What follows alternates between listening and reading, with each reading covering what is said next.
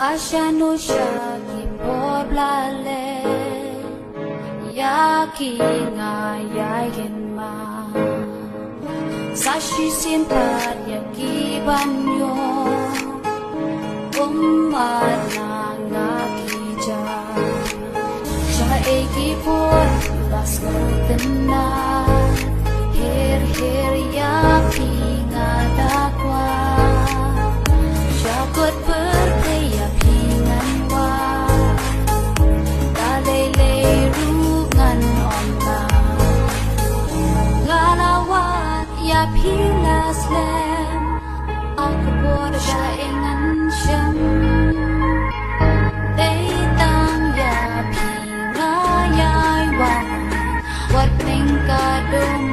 sa buhay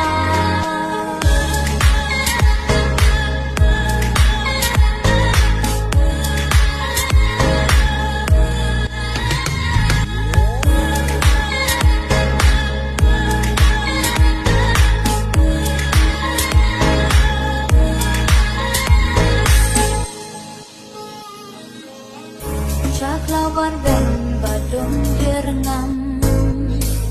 Marway